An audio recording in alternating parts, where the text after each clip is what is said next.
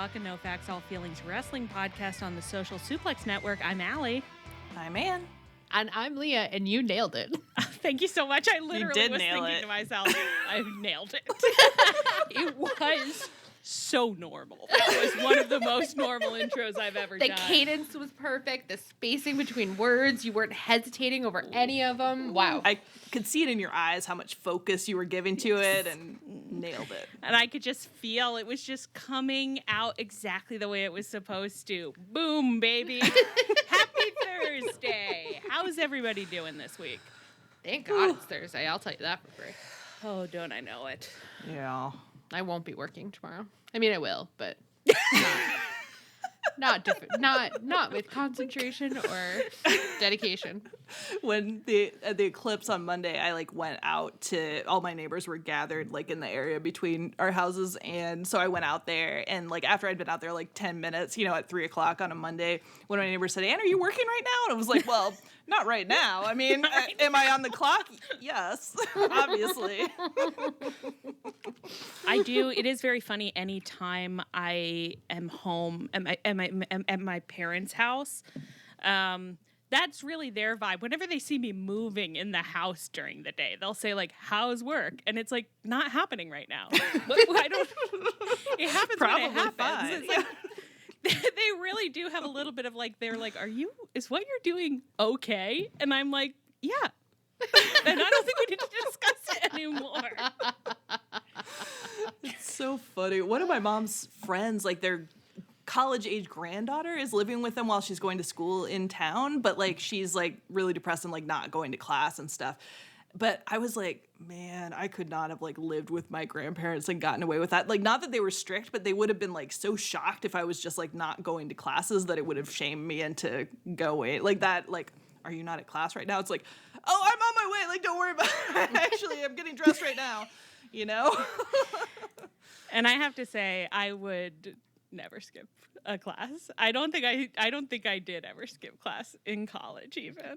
Wow. I'm a real little law. I didn't law until fighter. Senior year. Yeah. I skipped a lot of classes. Senior year, I was taking Latin at 8 a.m., so that was not acceptable to me, and we had a quiz, every Friday, and I'd go to, every fourth class, which meant I missed, most quizzes, but I'd just show up at the professor's, office later in the afternoon and be like, oh, I missed the quiz, and he'd just give it to me. So it was he didn't care. It was great. That's the thing you really have to learn about grad students. They don't care. Oh, this wasn't even a grad student. This was an old man. This was he's 70. An old man.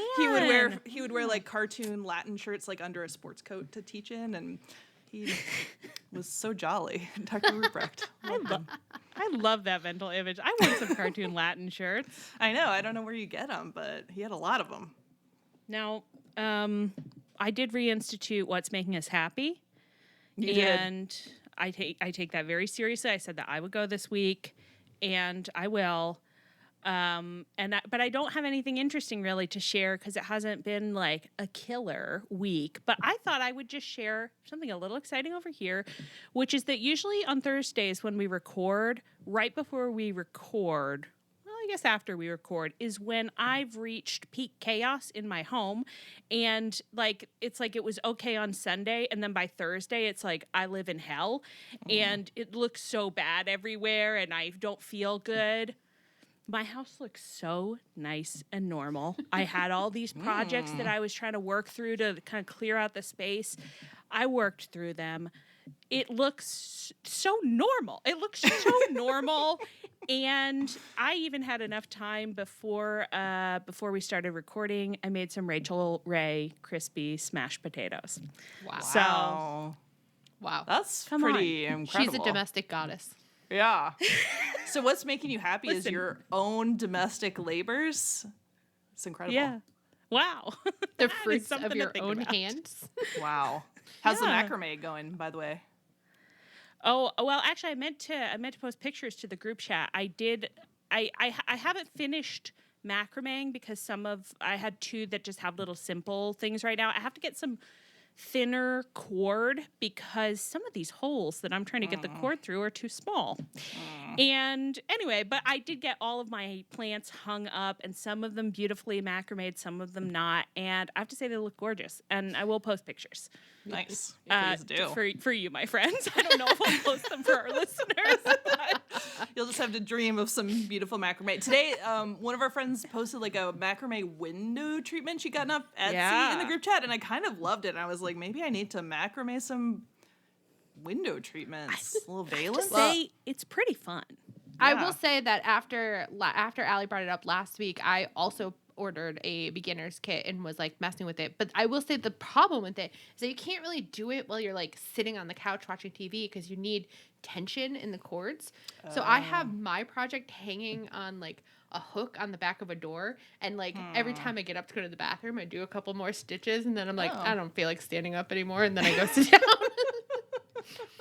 I bet you could do it at your desk, because I've done not macrame, but other kind of like knot tying. Like I was putting, this sounds insane. I was just putting all these stones I'd collected. I was knotting them into these things that I have hanging in my house. Okay, it's really normal. Anyway, I did it at the desk, and I put a little like hook on the desk, and so then you can kind of like watch TV on your monitor or whatever, but the desk is anchoring and you're sitting. So that's an option. That's true. Wow. That's true. You need like a macrame loom set up like right in front of your I actually couch. started Googling it and was like, what workstation could I invent that will allow me to sit? And the answer was that they do sell, it looks like, I guess the answer is that like you could repurpose a clothing rack. Like, so if you just buy like a clothing rack, you can do that. Yeah. But they sell ones that have like adjustable poles. So theoretically you could make it short enough to sit next to your like couch. But I was like, I don't know how much I'm going to invest into this hobby. You didn't want to go full-time macrame. That's interesting. I can see that working. Yeah. Okay, well, I think that's a good little macrame segment for the macrame heads out there to enjoy. I hope everyone's impressed at the variety of crafts that we're always doing. We're always bringing a new one into the... It's like we should make a list of what crafts we've all gone through in the past 3 to 4 years of doing this podcast. Interesting. Okay, you want to talk about wrestling, our hobby? Yeah. Our hobby we have. We wouldn't have many hobbies. Okay. We have wide and varied hobbies, and wrestling is one of them. Varied, yeah. Sometimes we're happier about it than others. Okay.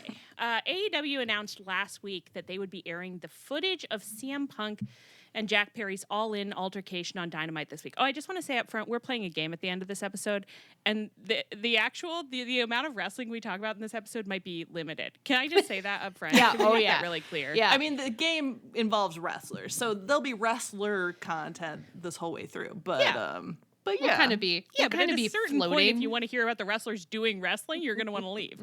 But we'll let you know when that time comes. Check the we'll stop timestamps. the narrating of moves, and we'll start talking about Regency personalities. Horses and stables. Yeah, primarily, yeah. Mostly, if I had to guess. Oh lordy, I'm sorry. I think I'm struggling because it got so dark outside because we have rain coming in. So I'm scared, and that's probably what you're hearing in my voice. No, I did read the name CM Punk, and I said I have to let everyone know. This won't be happening for too long, I hope. Okay, so AEW said they were going to air this footage on Dynamite this week. They did air the footage. The move was pretty clearly a response to CM Punk's Ariel Helwani interview, which we briefly discussed last week, as well as a broader response to the whole WWE infrastructure going in on AEW for all of Mania week. So the way they did it, the Bucks presented the footage with a promo in which they blamed the incident for potentially causing their loss to FTR at Wembley. And so they said there'll always be an asterisk next to that victory because of this. And then FTR got an in-ring promo to respond, in which Dax muddled his way through a very half-baked metaphor about houses. What do you guys think about both the presentation of the footage and the fact that the footage was presented? I don't know. I sort of wish that I could like not think about it until after Dynasty and then just kind of have an idea. Because like, this is Thursday night, so we just saw it last night. And so we've had 24 hours of absolutely insane discourse. It's horrible online. It's so bad. I don't know. I mean, I can kind of, what I would say is that while I was watching the Bucks present, like intro the footage, I was like, this is funny. This is really working. I'm enjoying this. I'm having a blast. And then they showed the actual footage and I was like, well, I guess that wasn't as damning as I was hoping it was going to be. I mean, he lied. This is proof that he's a liar, but we knew he was a liar. So I guess I thought it would be a little more dramatic. And then FTR came out and I was like, oh no, I hate this. And I think now I don't like this angle because of what they did, but I'm not committed. I don't know. I don't know. I think it all needs to percolate longer.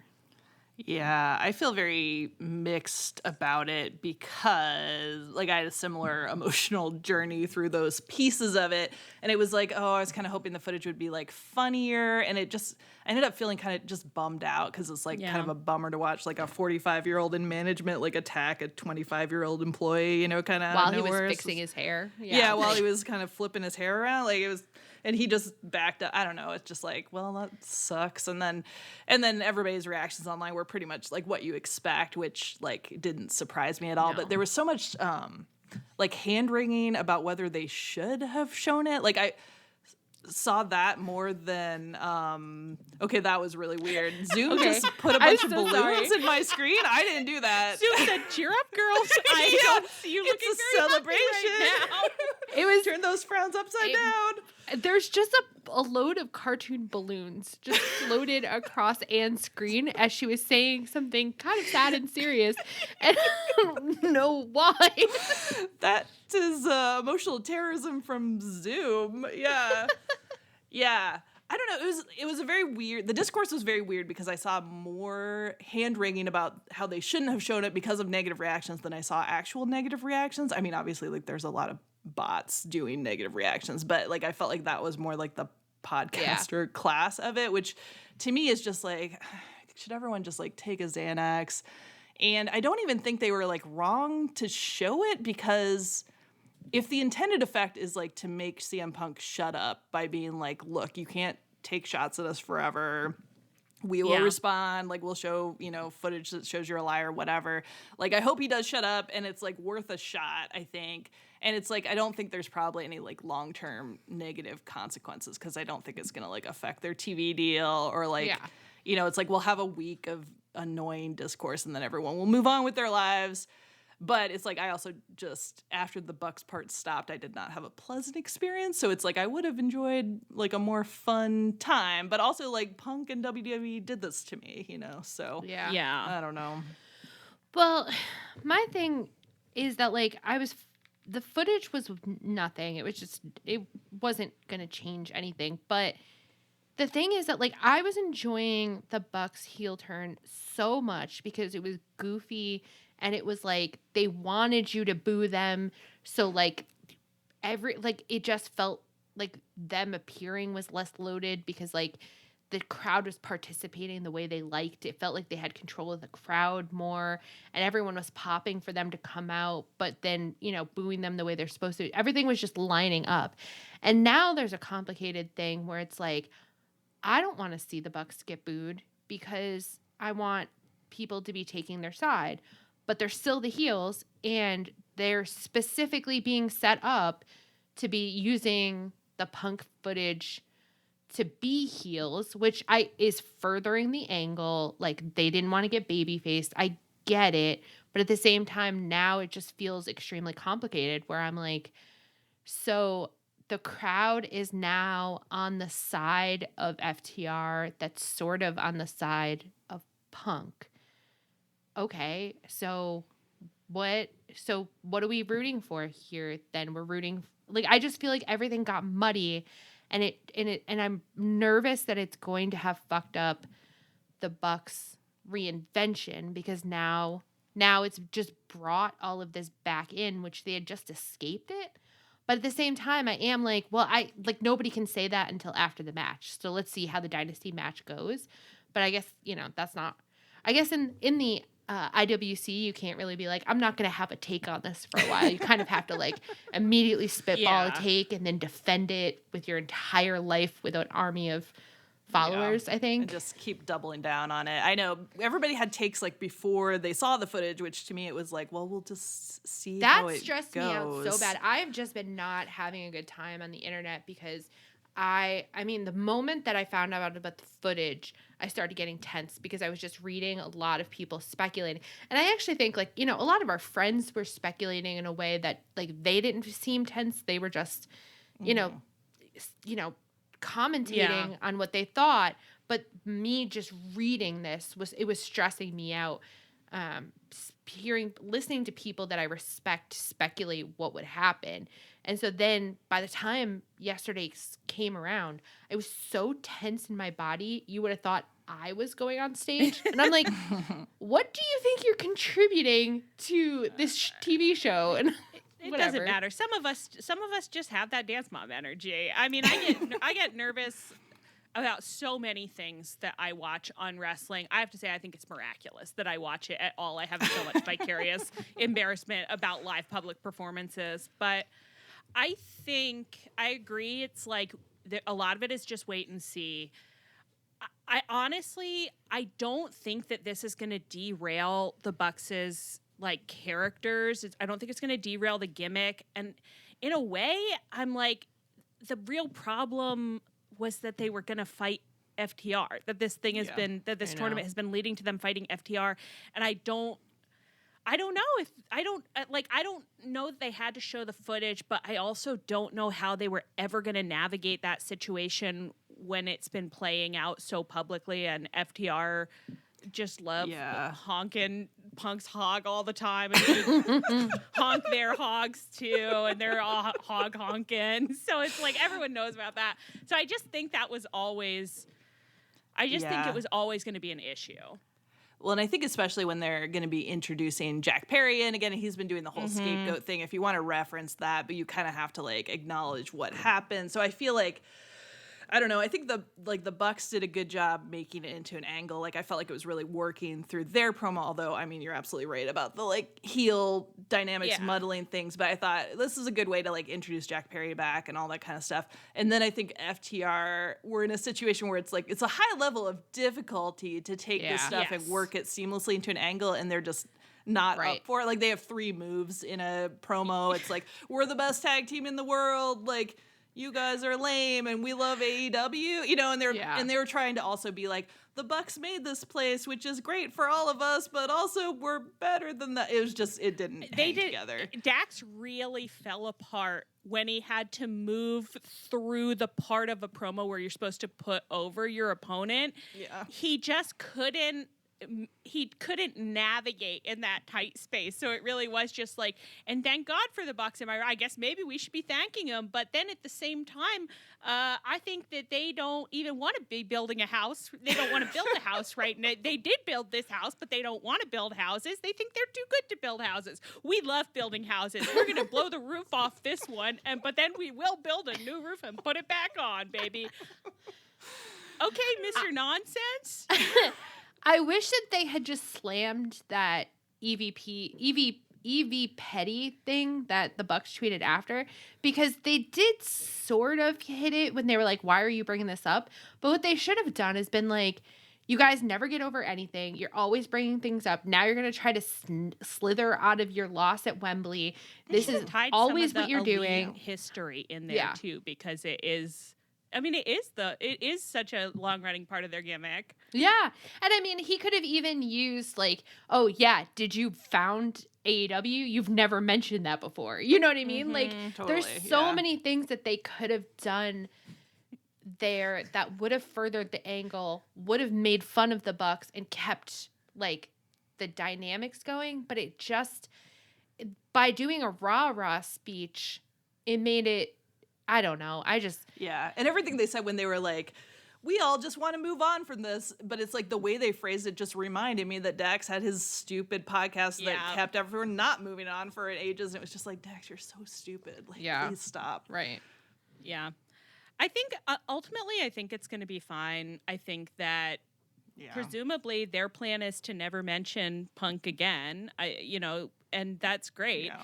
And I think it would be great if this could be kind of like it's like sometimes you have an episode of a TV show that just doesn't really impact the overall character arcs at all. Yeah. Like what happened in it just exists in its own little realm. Bottle episode. Yeah. Well, I don't know if that's kind of. Anyway, but it's like a monster of the week. Like just like a monster of the week, but sometimes it's where they're just like, we're never going to mention that again. It's just not going to come up again. And I think that would be great. I think honestly, the thing that I found most stressful, and I like keep not really knowing how to say it, and I'm like not trying to sound like a pious bitch or anything, but like, I didn't really think that the footage would be funny, and I watched it and it was exactly what it was. Like, it's like, as you said, a 45-year-old man in management, like, comes up to employee and starts fucking wailing on him. So it's gross and it sucks.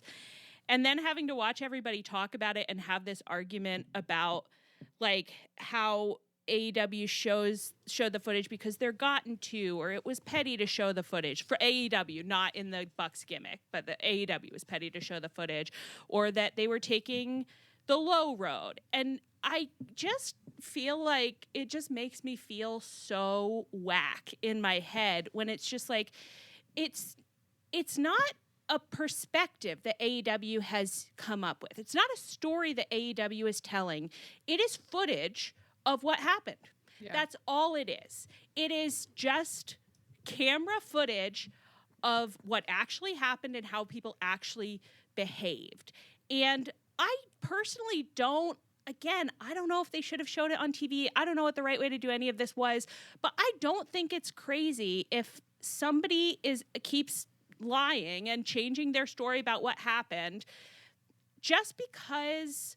I think Trevor Dame said this today. He was like, well, of course Punk is going to be able to spin it. And it's like, sure, the world is full of bad people who will always spin something to make it seem good for them. And the world is also full of sycophants who love having stuff spun for them. Like that, I know that's the essential nature of our culture today. But I don't think that it's bad to say, like, okay, you can say anything you want. This is the actual truth. These are the facts. This is the thing that, like, you throw it out there.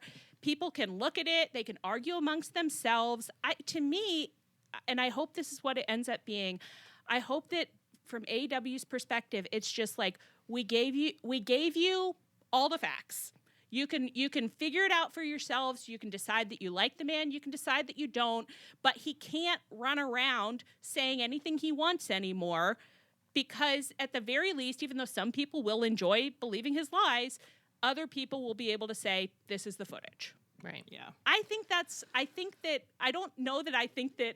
we need to let go of the idea of just putting the truth out there.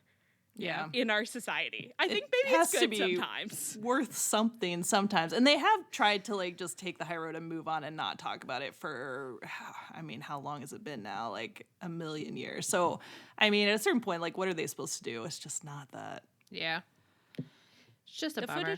The footage speaks for itself. So I do hope that we all can move on quite quickly. I don't enjoy listening to people talk about it. I think people just seem really horrible when they talk about it. I mean, it sucks. This is the problem with it. It's just like, oh, there's a lot of bad people out there with, like, really bad opinions and malice in their hearts. Yeah. Girl, and even the darkness in them. I see the darkness in them, yeah.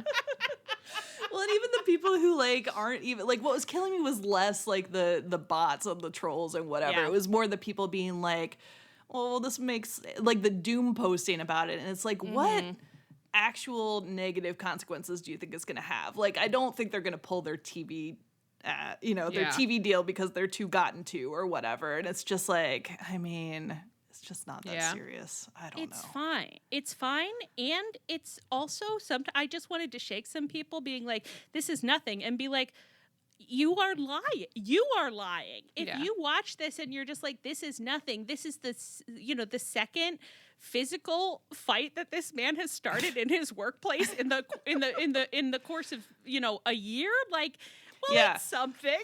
Well, and Yeah. even Meltzer said something like, oh, they were talking to each other for a long time, so someone should have broken it up. And it's like, yeah, it looked like a real calm conversation. I could see why no one did break it And up. it was because, literally happening 6 inches away from Tony. yeah, it was like, right in front of a million people. I don't think anybody would have guessed that all of a sudden he would throw hands. Yeah, just crazy. It's like, And I'm to be not trying clear, I did say earlier that it was nothing, but I just meant like it wasn't. I know. I agree with your point. Like, it is something, but it wasn't to me, it wasn't like, oh, this is going to change people's minds. No. But I do think it is, I think it is worth being out there. The question is, like, should it have been on TV or should have Tony have tweeted it? But Yeah. I don't know that I'll ever have an answer to that, and I kind of don't think I'll ever have it. I'll have an answer at least till Dynasty, after Dynasty's No, over. I you know? agree. Whatever. I agree. And Whatever. frankly, I'm glad that I wasn't in charge of making any of the decisions about it. And You know, that's an underrated point that people are not saying Yeah. enough. A lot of these people that are backseat driving, I'm like, Yeah. what you're doing seems so stressful. You should try not running a company from Twitter.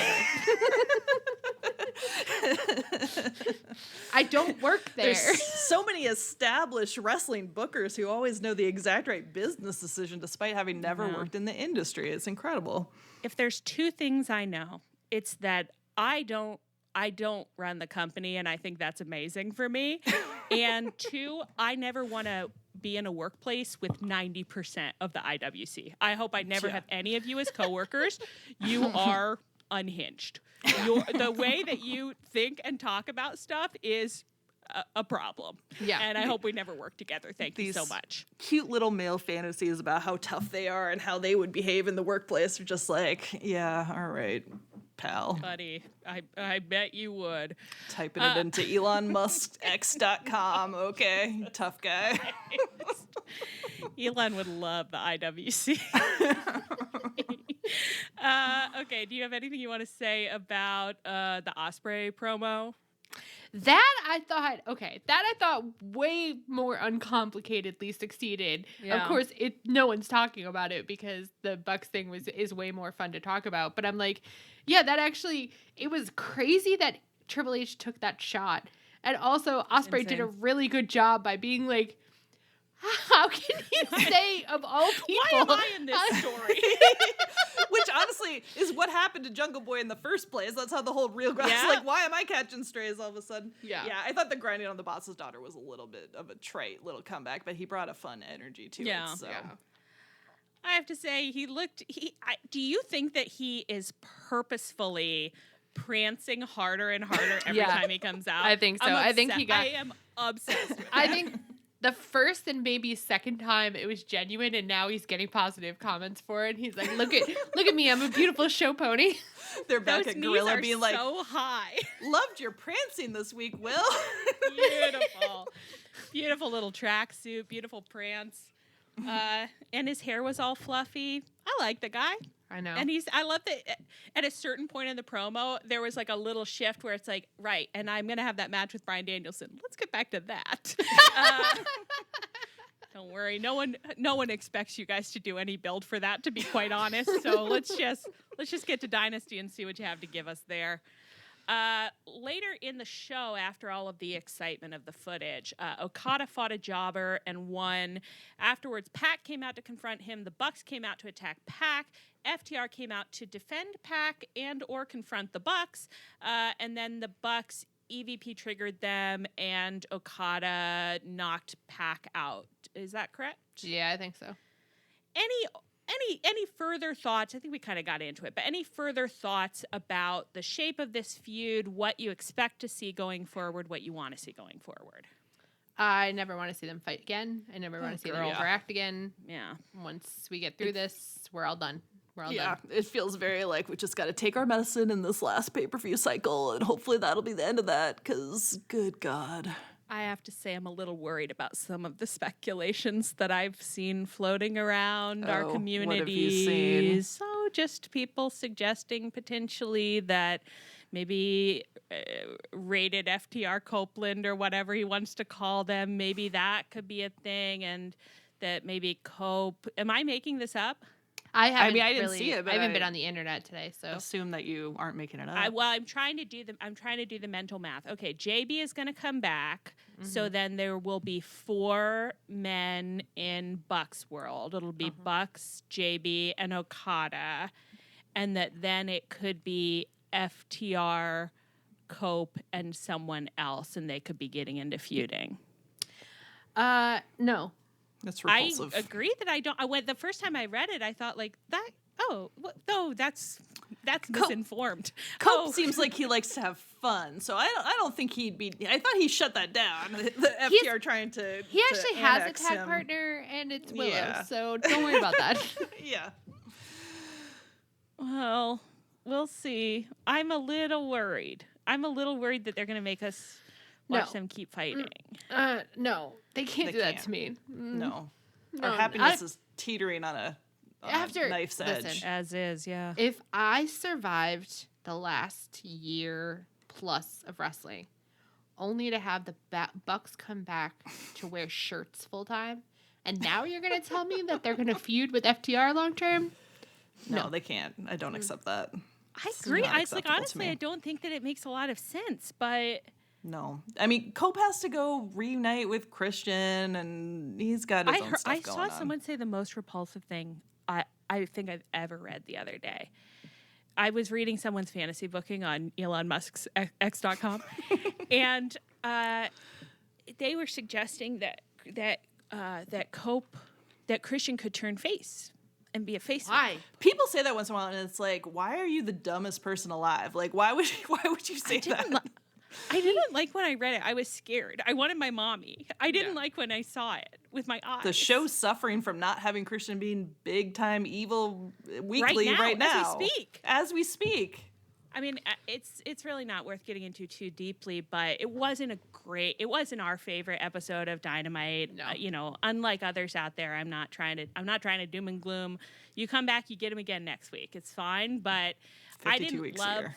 the ep, and I'm really missing some of our sweet guys. Yeah. Some of There our are guys we love. A lot of our sweet guys are missing, and our not so sweet guys. Yeah, it's like Mox, Hangman, Christian.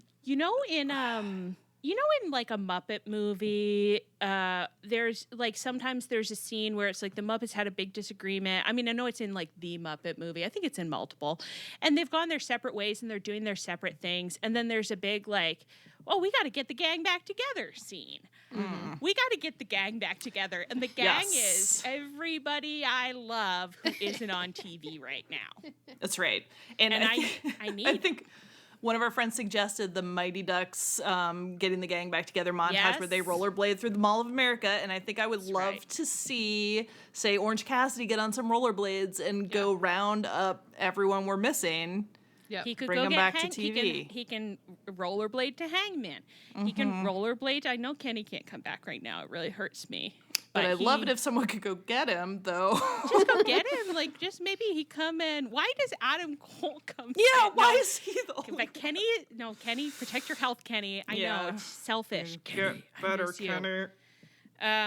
Who else is even not on? You know what? We can't get held up on this. It's just like everybody's gone right now. The light is gone from this world, from this life. Speaking of Kenny, this is going to air, I think, after whatever stream. Oh, yeah. But we have to admire our patron saint, because Aaron Rakowski tweeted, like, Kenny, like, making a joke of, like, questions you would ask him on stream, and was like, Kenny, what do you think about kissing? Do you think there's too much kissing? Should there be more kissing in wrestling? And Kenny replied and was like, genuinely ask me this on screen. I have ideas. And like, and Aaron was like, well, I actually have to work. I have something, but I'm going to really try to get home early enough for the stream. And I'm like, for the love of God, please. Somebody ask him that. Somebody has to ask him. Kenny's thought on kissing and wrestling. Please. I want to hear his kissing thoughts so bad. Unless Kenny says, like, I hate kissing and wrestling, he won't. But He won't. We know he won't. He loves kissing and wrestling. Okay. Any additional thoughts about Young Bucks, FTR, the footage, etc.? Jungle Boy Jack Perry. No. Did you like that Matt? So Matt in that in his promo called him just like a sweet stupid kid. What? I was just gonna say, I hope we're really about to say the same thing. Go ahead. Yeah, that Matt called him a sweet stupid kid, but then that Mox in the promo that he gave recently on his little NJPW trip he's on or whatever, he also was just like, oh, he's just a sweet stupid kid, and I was like, is that how you all just talk about him? That kid, so sweet, so dumb. Sweet little dummy. That wasn't what I was gonna say. I was gonna say, so Matt was wearing Jungle Boy's shirt. That's and it was what like, I was gonna say. It was too, gaping open at his beautiful chest, so it just said peg. Peg, yeah. Scapegoat. Just wearing a That's for the pegging shirt. girlies. Just wearing the pegging shirt. Girlies. And he's like, I'm not That's gonna show nice. you my titties, but I will make a little joke for you guys. I want to see him again. He won't let us. He's a heel. Okay, let's move on and talk about, very briefly, Cope fought Penta on Dynamite, which is nothing to us, but he did win, and afterwards we got lights out. Julia Hart and Malachi Black were in the ring. Malachi attacked Cope. Oh, yeah, the rest of the House of Black not there. Willow ran out to save Cope, I guess, but she got kind of misted, but then they did manage to drive House of Black off, and then afterwards we had the segment where Willow and Cope agreed to do an intergender match versus Julia and Brody King. I mean, it was their idea to do this match next week. So Willow is scheduled to fight Julia at Dynasty for the TBS belt. The winner is probably going to face Mercedes Moné at Double or Nothing, or at least that's what Mercedes said in a sit-down interview with Alex Marvez on the same episode of Dynamite. In the middle of that interview, the lights went out, and when they came back on, Mercedes was lying prostrate on the floor, as I've said here. Alex, how could you? No, we don't know who attacked her. It wasn't Alex Marvez, guys. Any thoughts on any of this, I guess?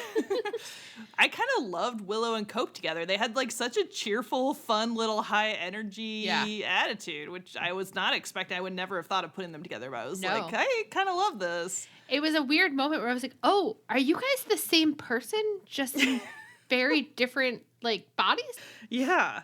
They both had a very delightful, boisterous energy. Yeah. And Cope did this thing where he was like, they'd interrupted this Eddie Kingston, Mark Briscoe segment, and Mark Briscoe and Eddie and Cope are all fighting House of Black at the pay-per-view for Collision reasons that I don't have full access to, but also Mark just beat Eddie for his Ring of Honor belt. So Cope comes up and he's just like, guys. And then he's like, oh, I mean, I see you're doing the segment.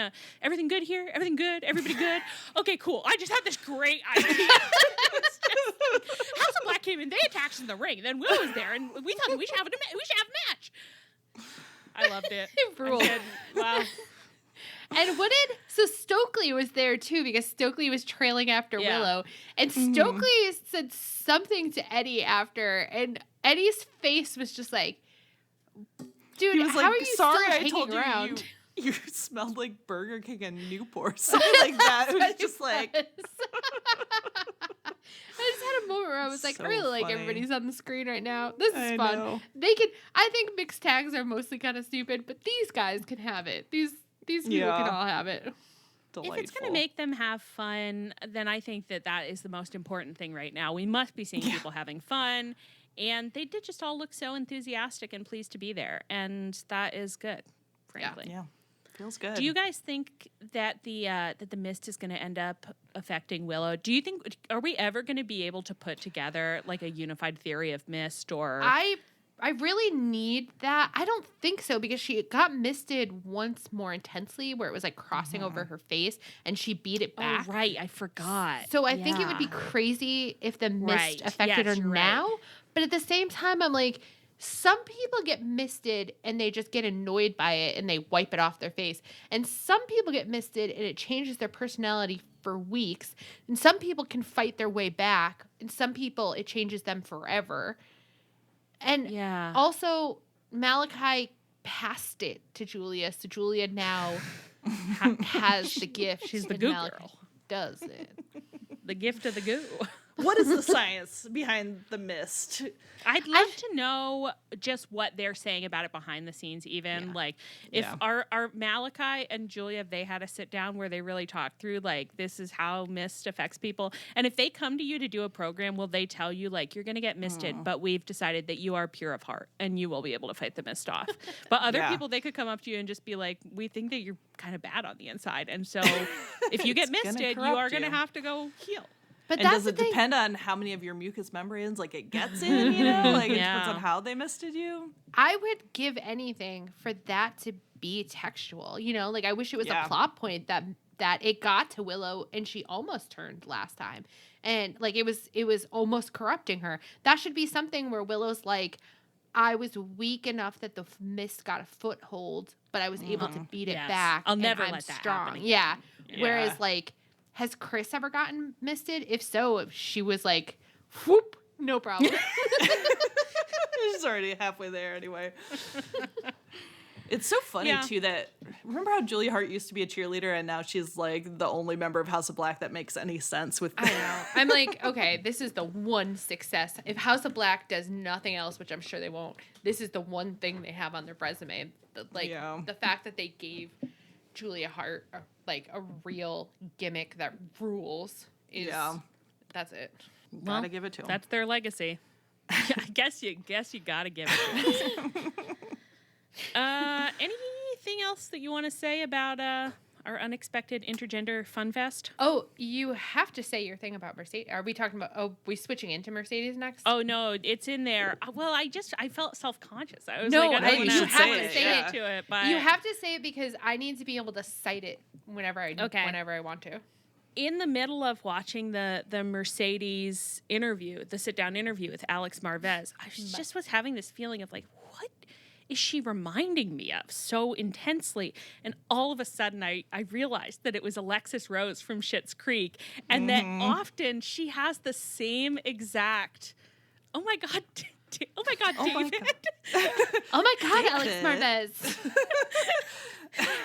She really had that cadence. It was crazy once you said it. It was like, wow, everything she's saying is in that sort of like, I just really was so delighted by that realization. Yeah. I was like, wow, this is gonna reframe these catchphrases for me. Yeah. She told the Willow story, the getting hurt by Willow story, and the exact same cadence that Alexis Rose talks about getting kidnapped and put in the back of a trunk in Dubai or wherever it was.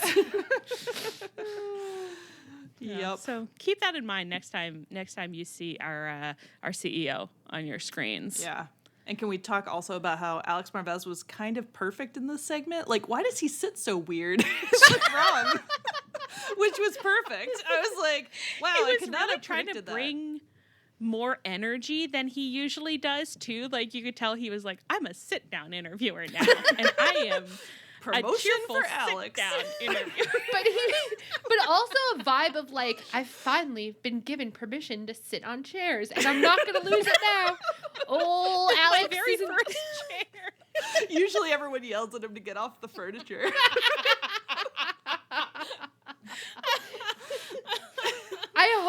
I hope that he does get to keep doing this, because you know how we're always like JR needs to do couples counseling? What if Alex Marvez turns out to be our new favorite sit down interviewer, where you're like, when a couple sits down with Alex Marvez, things come out. Things come out. Segment idea. JR is getting on in years. We know he did sign a little contract extension for a different, he's going to be playing a slightly different role.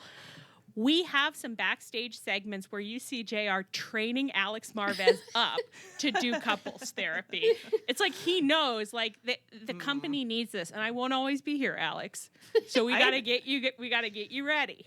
I'd love that, because I'd love to know what JR thinks the essentials are for getting it out of them, because he always looks like he's like, I just sit down, I ask them a perfectly normal question, and they say something crazy to me, and it's not what I want.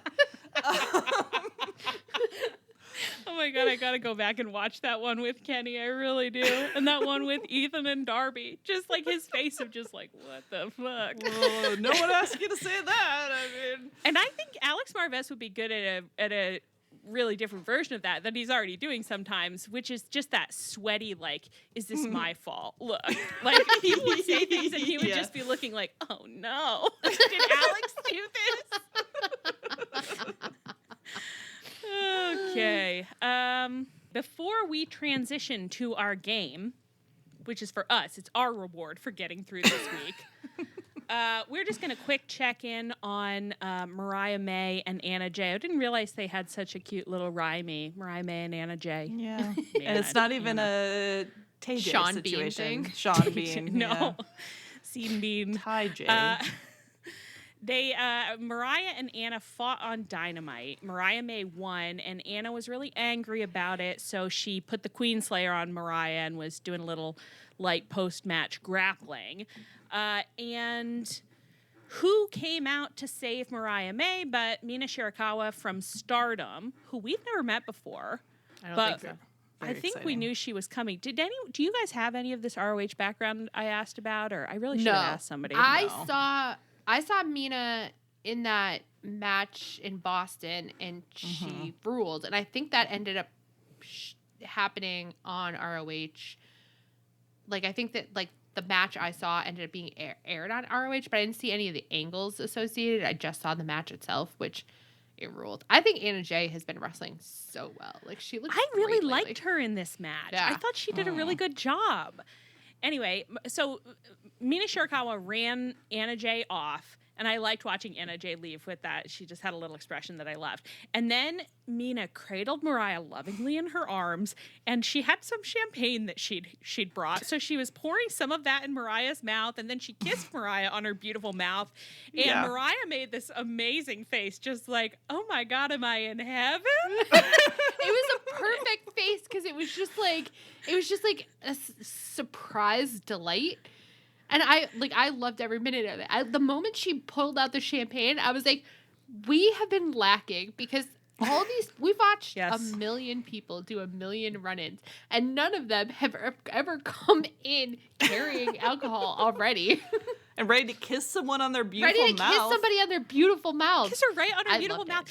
And it really was like, if I was in the ring getting Queenslayered by Anna J, and then suddenly Anna J is gone and I'm being held, and I look up and it's my great friend. This is what I understand, is that they're friends, tag team partners from Stardom. Suddenly she's there. I didn't know she was going to be there for me. And then she kissed me on my beautiful mouth. And then we stand up, and then one of them was, I think that Mina had Mariah in her arms and was spinning her around. And it was just like, I'm in heaven. This is the only thing that I want to watch. Yeah. Men are gone. Incredible. Men are off the show now. Yeah. Done with them. Never mind.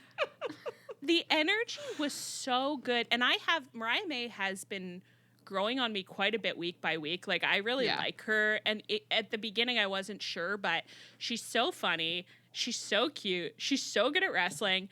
And then she's just in there. They just have this sexy, effortless confidence. Yeah. Okay. And I love them.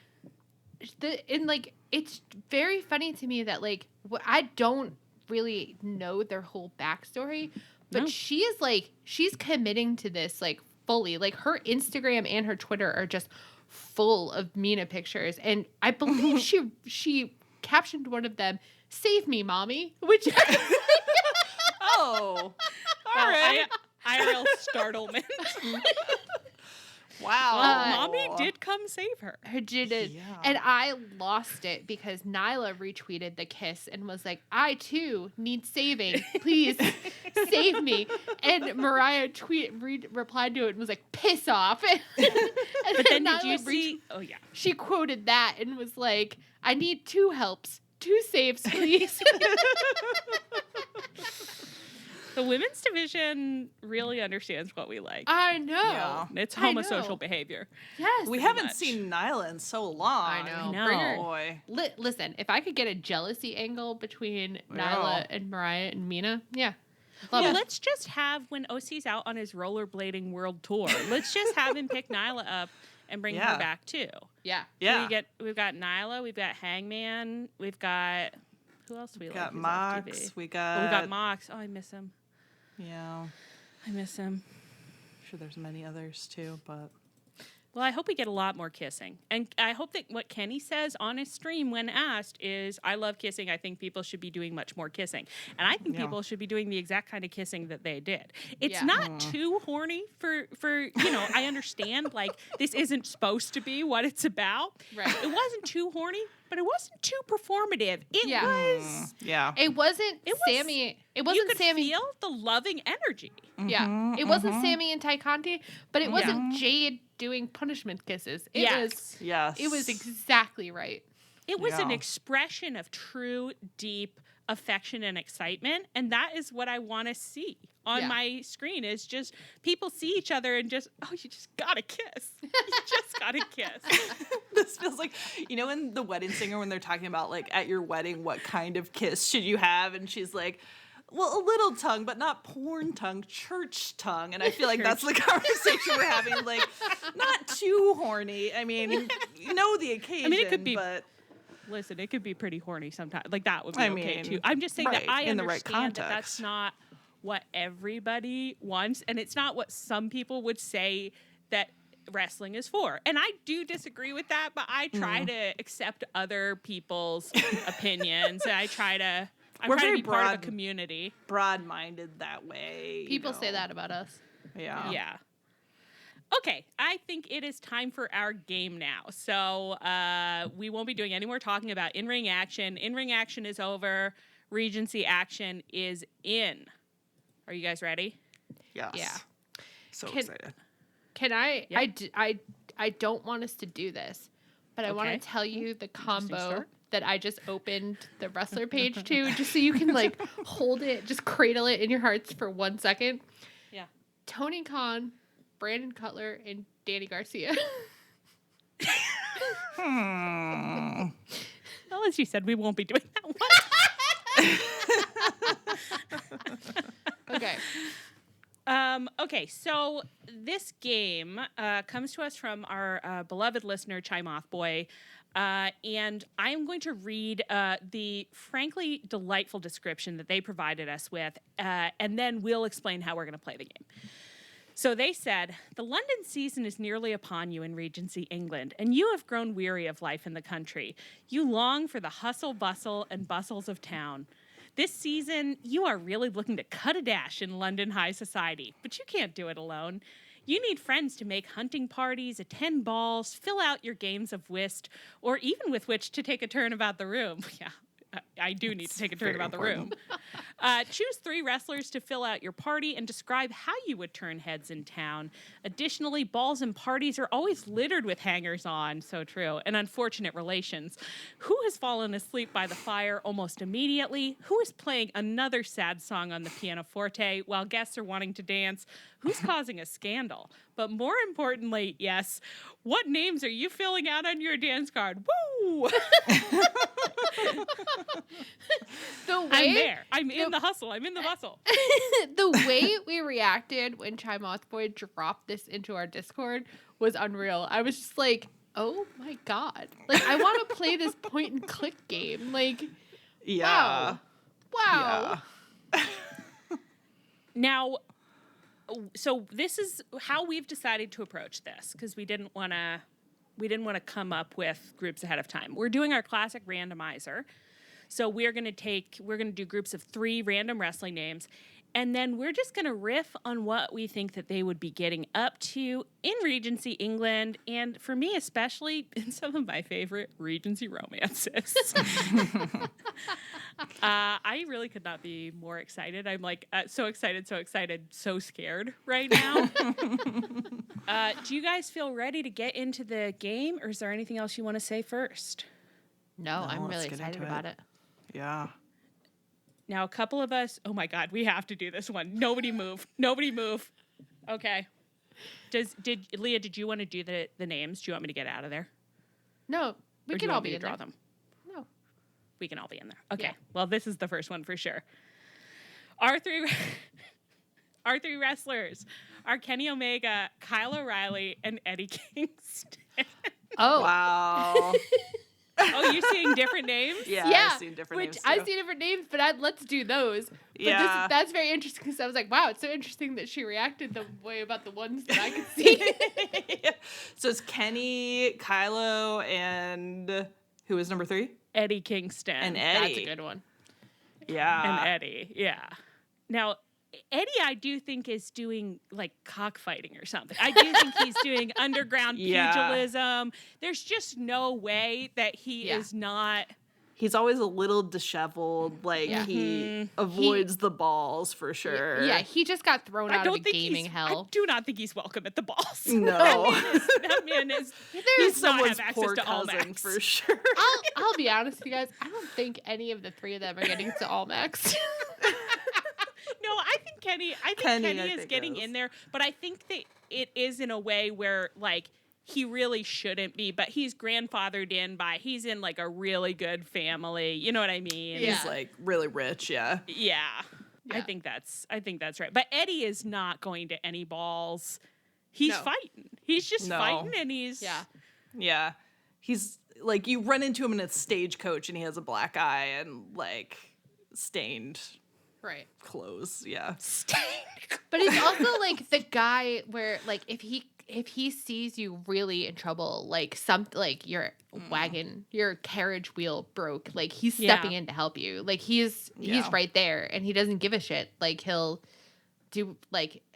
he's gonna step in and make sure everything is all right. He's coming to your aid, but your mama is scandalized. Your mama is scandalized when she comes out of the hat shop and sees that this man is helping you. He's honestly like Emma has befriended her lower station friend, and Eddie's the rough farmer that Emma thinks is not good enough for her, but he is. Oh good my enough. God, that's right. That really is right. Yeah.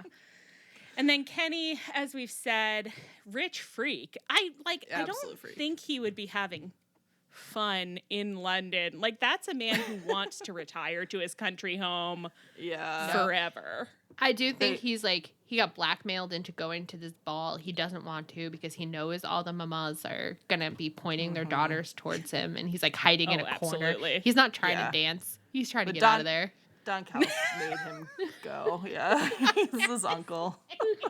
Oh my God, that's dragged right. him out of the country. Don Callis is like absolutely embezzling from the estate or something. Yes. I don't know something crazy is going on there. Sure. And he has a plan to he's gonna take Kenny to Europe and kill him. Like it's what's the Regency equivalent of having given him mysterious powders as a child? I think it's the same. I think he's still like I gave him mysterious powders from the apothecary. Yeah. And people are always trying to talk to Kenny about it, and Kenny's like, anyways, have you seen these cool Japanese wood carvings that I've gotten? Yeah, Kenny is buying imports for sure. He's rare artifacts and things. Yeah. It's truly so funny to imagine the most eligible women of the season trying to flirt with Kenny, and he just is talking about his woodcuts. His Japanese woodcuts. And his best friend Ibushi, who is their gal palling around together. His gal pal, yeah. And then what do you think Kyle is? What do you think Kyle is up to? I think he's a sailor, probably, although maybe I'm just, cannibalism how is we haunting picture him. I know. I can't not see him as a 19th century sailor. I like thinking about him down at the docks. Yeah. He made his fortune on the sea, he's come back. I think he's a mid-level aristocrat. I think he's a squire's son, or one of the lower level situations, and he is coming to some of the events, the ones he can get into, and he's making little frat boy jokes about going after countesses for his money, but he doesn't actually ever do it. He wants to pursue a countess. He says it. He says he's making rap boy jokes about it. He's like, I'm gonna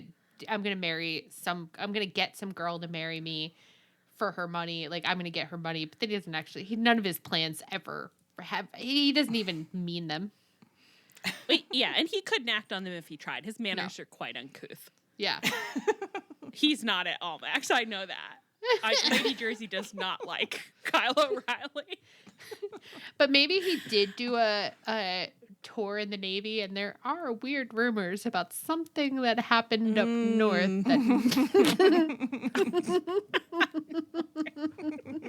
Something happened on that ship, and no one quite knows. It's a lot I to think see. that must As be long as true. they fairly drew lots, it's not a problem. I like the idea that it's like just there's a little law like sea law book just lying around in Kyle's study. He looks at it often and reminds himself, what I did was fine. I've been fine this whole time. Okay, does one of you want to? I didn't realize. Usually when we're in there, I can see you guys changing the names. I don't know why I can't now. But does one of you want to draw, or do you want me to keep drawing? You can keep I drawing. mean, I can do it. Yeah, keep drawing. The names that I have here are Excalibur, Cool Hand Aang, and Malachi Black. And I think that Malachi Black might abscond with a woman. Yeah, he's mysterious and has a dark past, I think. But also, I feel like it's like, I think he has like kind of, I think that Malachi Black could be the kind of man in a Regency romance where it's like some girl is so taken with him and is just like, he's so mysterious and interesting. And her older sister is like, at a certain point, she'll realize that he just sounds nonsensical. He's actually not saying anything interesting at all. But then instead, she elopes to Scotland. They go to Gretna Green together. That's how a rake gets you. I think that's his vibe. Yeah. Meanwhile, what is the Regency equivalent of leaving your husband and son? Yeah, he's a full-on rake. Absolutely. Yeah, Cool Hand Ange knocked Oh my up like God. a servant and left her and the baby ruined. Oh my God. That's right. Unbelievable. Matt Menard Sickening. in a little hut with a crying Dan Garcia. A little wee vein. Oh my God. Oh my God. Now, I really wish I could watch the Regency movie where, like, young Master Garcia comes to England prepared to confront his father who ran away His faithless years ago. father. Maybe he doesn't even know that Cool Hand Ange is a lord. No. Doesn't know He he's just royal. he just wants to say, how could you do this to me and Papa Majid? Oh my God, he's a little French boy. He He's was a raised little in French boy. Took him to France. Wow. And now he's come back to London to confront Yeah, that's right. to confront Cool Hand. Wow. I hope Who's that goes now well for married him. to Ruby Soho, Lady Lady Soho. Ruby. Yeah. What about Excalibur? There must be some announcing that he could do in the Regency days. Surely there's a little something for him. He could be doing announcements at the cockfights. I'd love to come back to the cockfights. No, that I love that. Like he's at Almax and he's calling out the names of the people before they come down the stairs.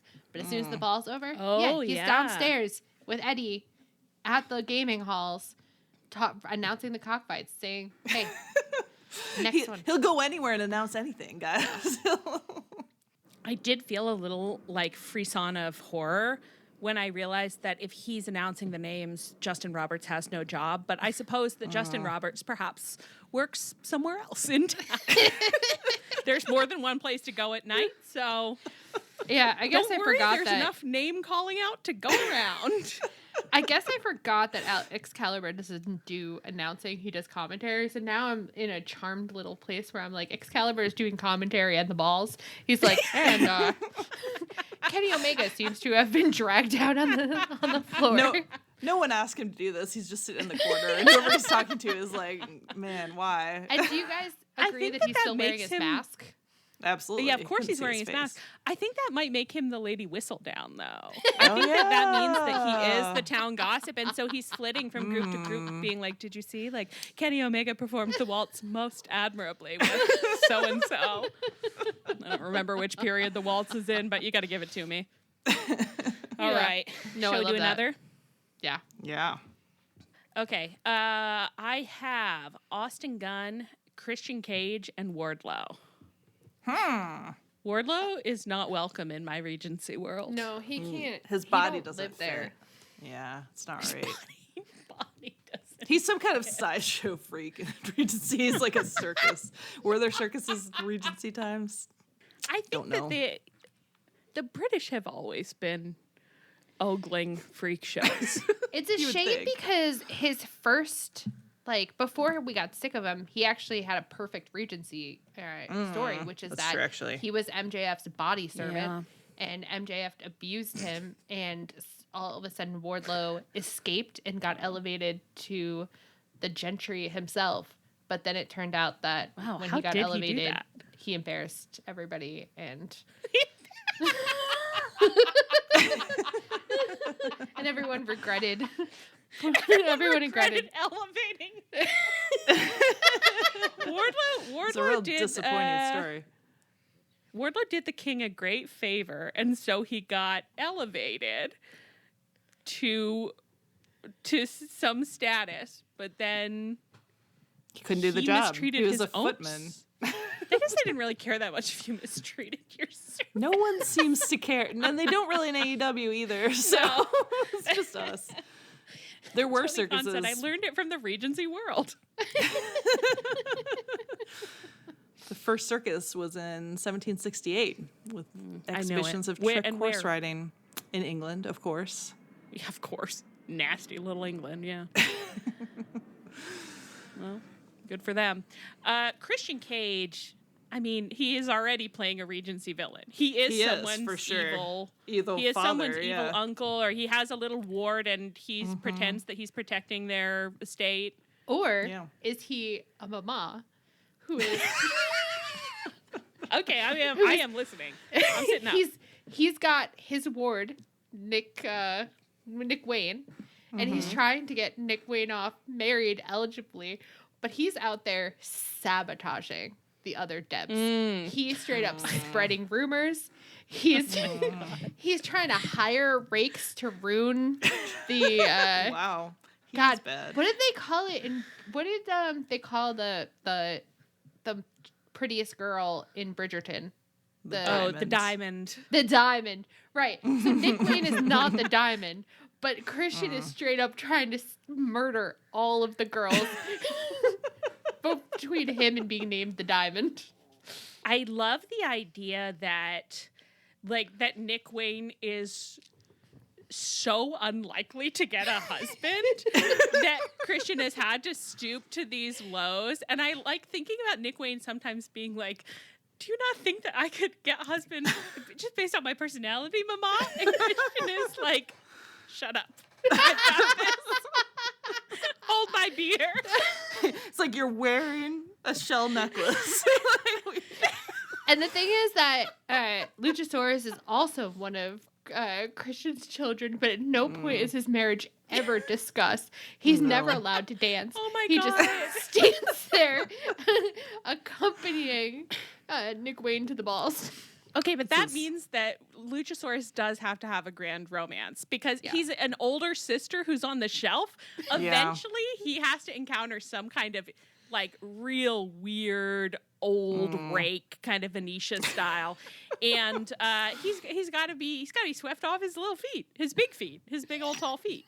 Or at least he could pull a Charlotte Lucas and bag a, what's his face? A Mr. Collins? Yeah. He I encourages would him not to spend wish a lot of Mr. time out of Collins the house. on poor Luchasaurus. Of course, I don't wish it on him, but it's better don't to think- have his own house, I don't think that he has Charlotte Lucas's temperament, and I don't think that he would be able to bear it. I don't think he could. I mean, he has borne quite a few bad situations, but he just kind of ends up in them. It's hard for me to imagine him being like, Actively I will bear this. I don't know. It could be a quiet life. Any thoughts on the guns? It's really strange because we are gun club enjoyers. Yeah. But I think the entire world is really mad at Billy Gunn right now. So I don't know what kind of story they should be in right now. I feel like maybe Billy Gunn has a title, but it's one of those ones that doesn't pass to your children, that when you die, it goes back to the king. So technically the Guns aren't going to have an inheritance. And they're like weirdly cheerful anyways in their machinations, but Billy Gunn embarrasses them sometimes by... I weirdly can picture Austin and Colton Gunn in Regency garb very easily. It feels right, you know? I don't know why. But it's like, oh yeah, they're out there riding their horses and falling asleep by the fire and playing billiards, you know? Can we get someone to Photoshop this for us? Because I would like to see it. You know what? We're sending out that call. If you have the ability, the time, the inclination, please keep us in your hearts. Keep us in mind and make us a little picture. Okay. Let's move on. Oh my gosh. Okay, I got a hot one, girls. John Moxley, Kota Ibushi, Jungle Boy. Well.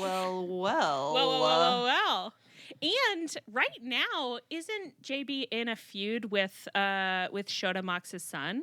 Yeah. Is that ongoing? I think so. That's some kind of, I don't know. I think JB and Shota may have some kind of like fiery tension during their London season that Papa Mox is overseeing. Papa Mox, self-made man, but nonetheless quite wealthy. It's so funny to me to picture Shota like being like, Papa, do you think that Jungle Boy is like a good prospect? And like Mox is like, I don't know, you want to fuck him? Go ahead. How do I care? Well, Mox has to be, in Regency world, Mox has to be like a military man or something. Like, yeah, right? Yeah, looking good in his little uniform. He would be looking good in his uniform. And he doesn't care about manners, but everybody likes him. Yeah. Oh, yeah. Yeah, his table is always full. He has his own certain way. Yeah. Wow. They all think he has very unstudied and natural manners, an open countenance. Yes. And yes. A delightful temperament. And Ibushi, of course, is Kenny's husband. Well, it's like, that's the story, is that Kenny's been evading all of the marriage offers. Like, he's been ducking them left and right and twisting out of the way, and you don't know what he's waiting for. And then a ship comes in from Japan, and you're like, oh, that's what Kenny was waiting for. That's what Kenny was waiting for. Did he know Ibushi in this scenario, or is Kenny a perfect, hopeless romantic, and he knew in his heart that the right person hadn't come along yet? Either way, I love it. Wow. Kenny, we love you. I hope you say that you love kissing on TV. I have a good one. What? I have a good one. Oh, great. Deanna Purrazzo, Julia Hart, and Matt Jackson. Oh my gosh. Wow. 3 beautiful ladies. 3 beautiful ladies. Now, so we have to work the roommates into it for Deanna. Oh yeah. Where did girls meet in the Regency period? Did they have boarding they didn't school really go to back then? finishing school. No. Yeah. Oh, girls No. didn't, did they? No. They didn't yet. No. They would have just been their estates are adjoining and they grew up as sisters. Oh my God, that's right. That's right. We grew up in the same nursery, and you treat me like this. And you The same nursery. Sounds like a tree nursery a little bit. We shared a governess, and you act like you don't know me.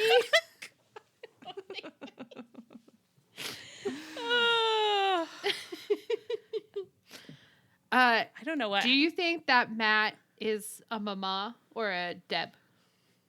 Well, all mamas were once Debs. He was the diamond of his season. And eventually, his own daughter will be the diamond of hers. It's called the circle of life, baby. As John Mayer once said, mothers, be good to your daughters. Daughters. Girls become lovers who turn into mothers. So mothers, be good to your daughters. Your daughters be good to your mothers. Oh my God. As Lord John Mayer once said. Did that answer your question? I think so. I think quite philosophically. Which story would you most like to explore? The story where Matt Jackson is the diamond of his own season, and of course everybody wants to dance with him, or the story where he is the scheming mama who out-schemes even Christian Cage? The mama story. The mama story. The mama story. I want the mama story. I like that. But he wouldn't have to do that much scheming because I just know that he's given his daughter has beautiful manners, beautiful countenance, a sly little wit that enchants all of her suitors. Beautiful hair, a juicy body, you know? They would never say it, but it's so true. Under all of those layers and layers of garments, a beautiful, juicy little body. Well, I think this couldn't be going more normally.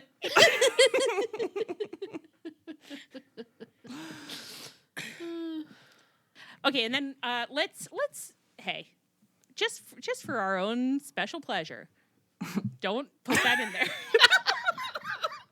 No, keep it in. Leave it in. No, don't leave it in. Don't leave it in. Can you title the episode For our own special pleasure? Yeah. I think that's that it. probably will be the title, yeah. I don't know why this is happening to me tonight. I only even drank the tiniest bit of my seltzer. That's not even it.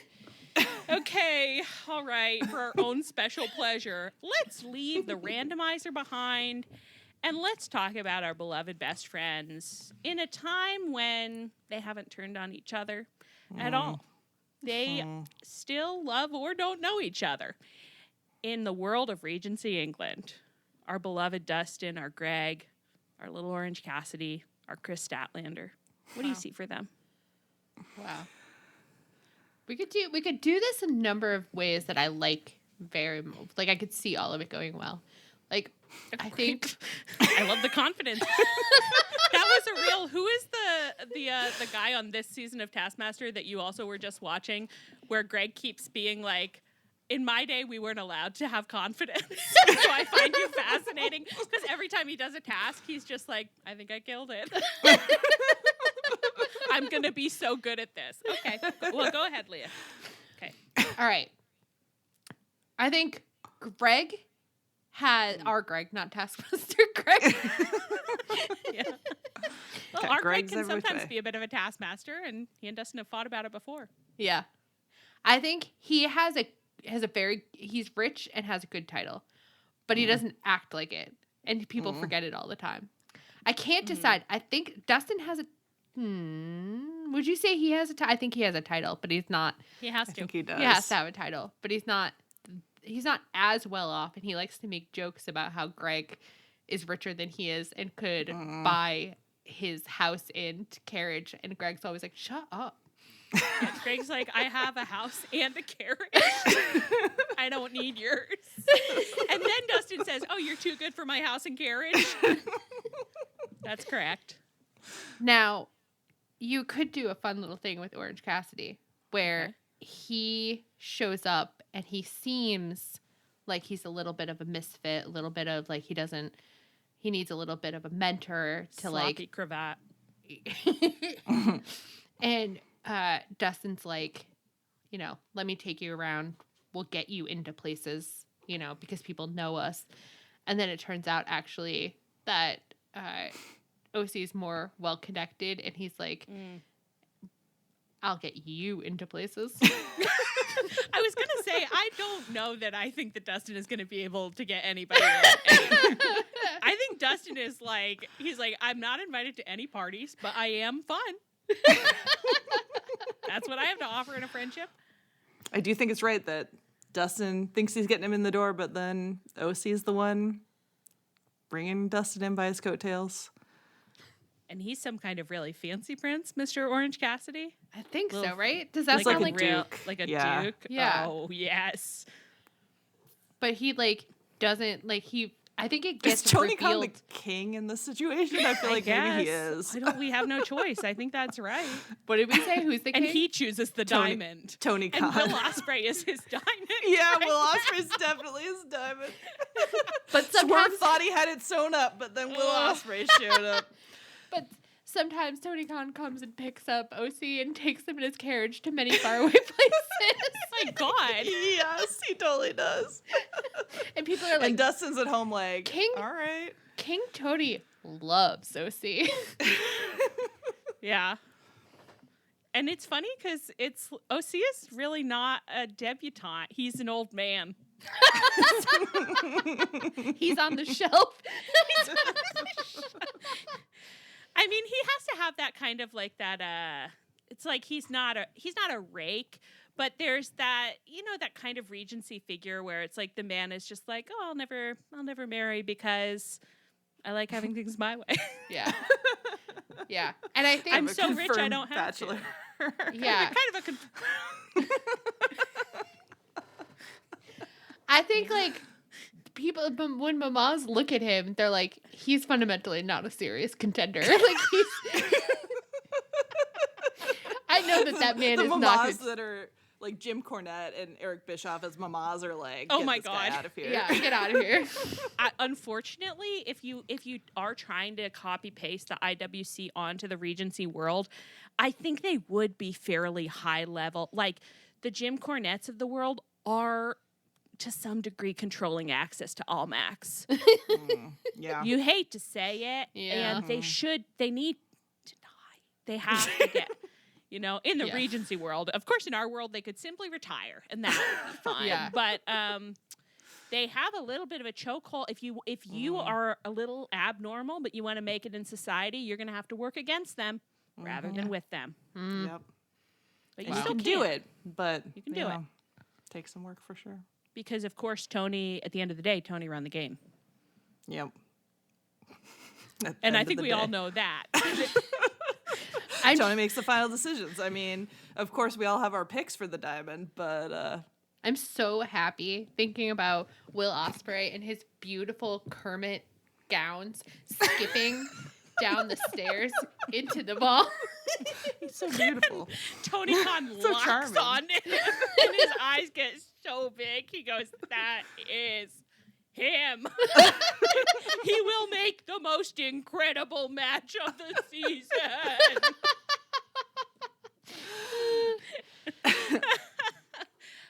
I do want to add, I think that Regency Chris does still have a lizard as a pet. I Yeah. do Yeah. think she does. Yeah. I think that's I don't know right. how, Yeah. but I do think she does. Yeah.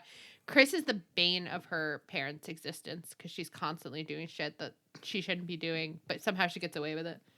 Like, she never manages to cause scandal. Yeah. And I kind of think that maybe in this little Regency world that Yuta should be like Dustin's younger brother or something. Yeah. Oh, and he's not out yet. And he can't He's go to not- the balls because he's not out yet. And he's Not so out yet. mad about it. Wow. I wonder if at some point he'll go to the ball and he'll meet the sweetest little Frenchman. Who came to England in search of his bastard father. I just love telling stories. Papa Magi told me not to trust British boys. And actually, it's true. It's like Yuta's one of the least trustworthy, but he likes what he sees. Okay, well, I think we have to wrap it up here. We're getting a little too excited. Is there anything else you guys want to say about the Regency world or the real, very real world of wrestling that we're subjected to every single week? Can we only just take a quick detour and say, Yeah. what is Hangman? Oh my God! Well, There's Wow. a diamond of past seasons.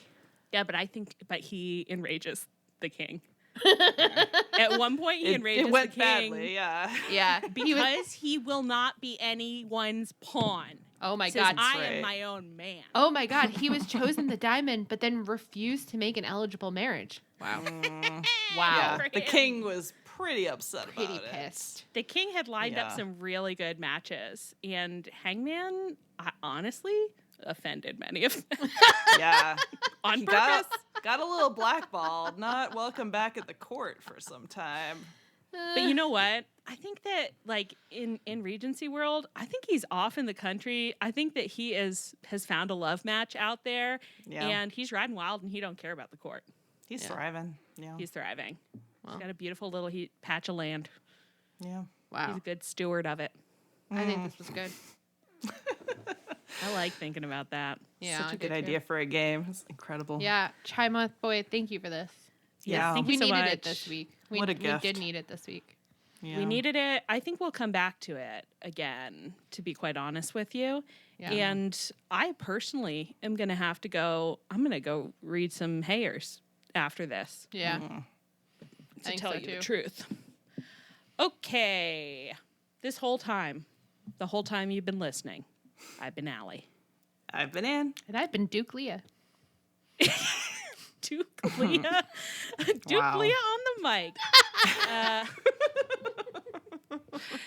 This has been Tunnel Talk the whole time as well. Our theme is by Chris Gorkin. You can find us on Twitter and Tumblr at Tunnel Talk Pod, via email tunneltalkpod@gmail.com. You can listen to us on any podcast platform of your choice. You can find us on the Social Suplex Network feed, along with many other great podcasts that we highly recommend. And you can find us on the Social Suplex Discord, where we often are hanging out and cornholing and having a good time. And as always, stay frosty and come back next week.